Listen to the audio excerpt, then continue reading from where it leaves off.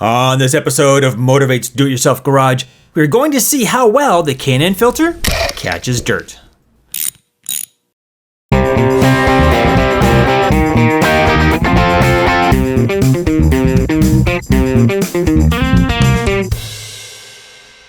One of the common concerns with the K&N air filter is, does it keep dirt out of an engine? There's a simple test that everyone can do for around $40 to find out how well their air filter is working.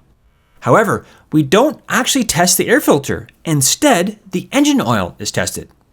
It's called a used oil analysis, where a small sample of your engine oil is analyzed at a lab. The report we get back will tell us how much dirt is in the oil and where the engine is wearing. Here is the used oil analysis report for my G37. To understand how well the air filter is working, we only need to look at three things: silicon, iron, and lead. Silicon.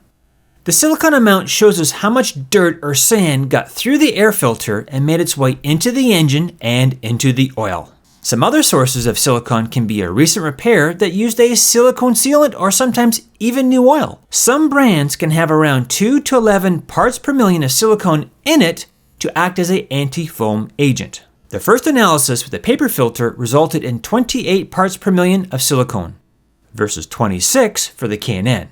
When this number is greater than about 30 parts per million, it is considered abnormal and you should check the intake system for leaks and have a close look at your air filter. In this sample, the K&N filter was in the car for 2,000 kilometers or 1,300 miles more and resulted in 2 parts per million less than the paper filter.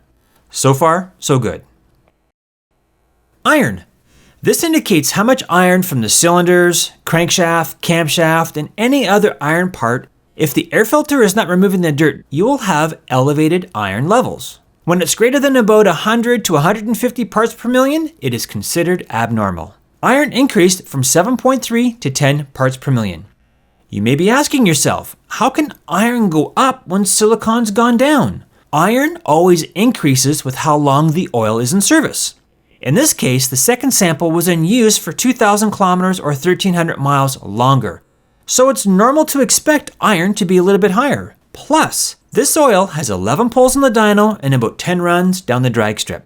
So it got worked a little bit harder in hotter temperatures. Considering what the oil has been through, the slight increase in iron is nothing to worry about. Lead. This is mostly from the crankshaft bearings. When greater than 50 to 100 parts per million, it is considered abnormal. The first test with the paper filter resulted in 6.2 parts per million of lead, and the K&N resulted in 4.2. With the numbers being so close and so low, I don't have any concerns. Now, I know I said there are only 3 things you need to know, but I just couldn't leave out aluminum. This metal is mostly from pistons and some camshaft bearings. Levels greater than 30 to 40 parts per million are considered abnormal. Both samples came in at 8.7 parts per million, which is on the low side. Again, there's nothing to worry about here. Overall, I am happy with how well the K&N filter is filtering. Silicon is at 26 parts per million and the wear metals are low. When looking at a used oil analysis, don't get too hung up on small differences. 2 to 3 parts per million is not significant. The best way to use this tool is to look at trends over time. And that means you need to sample your oil multiple times. So, to answer the question, how well does a K&N filter catch dirt? From what I've seen here, it catches it just fine.